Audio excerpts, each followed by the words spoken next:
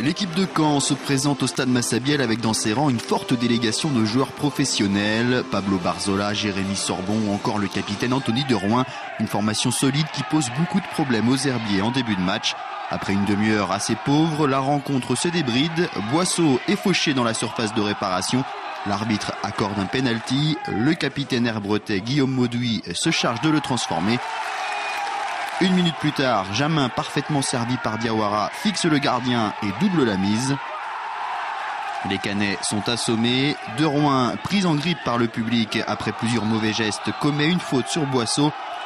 L'arbitre le sanctionne d'un carton rouge direct.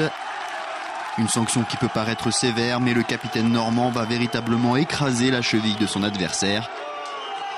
L'histoire d'amour entre Derouin et le public de Massabielle se termine plutôt mal.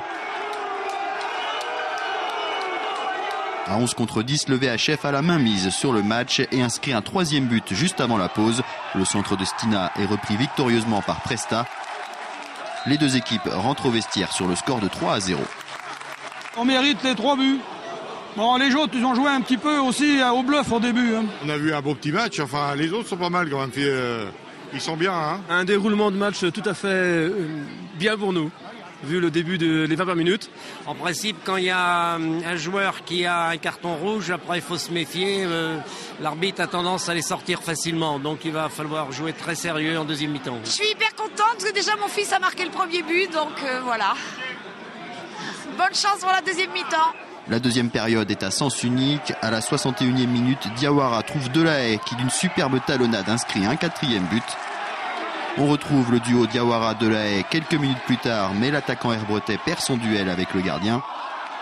Diawara, très actif samedi soir, chipe le ballon à Sorbon, mais lui aussi négocie très mal son face-à-face.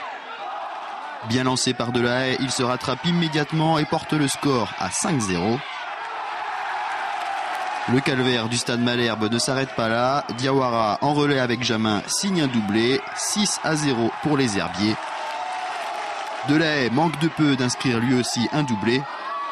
La soirée cauchemardesque des Canets se conclut par l'expulsion de leur entraîneur Sébastien Bagné.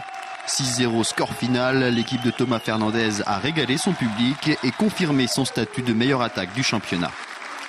Je suis surtout satisfait ce soir de l'écoute des joueurs, de l'investissement des joueurs.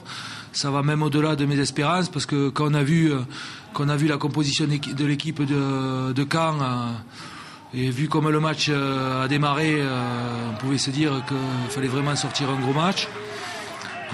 Ça a été fait et on a su rester dans le match. Les joueurs aujourd'hui jouent ensemble, arrivent à assimiler tout ce qu'on fait, donc c'est bien. Malgré les absences de Ruot, Dupuis, Bakouma ou encore Biget, les Herbretais ont réussi à produire du très beau football. C'est la 11e victoire en 23 matchs pour le VHF qui a déjà inscrit 43 buts cette saison.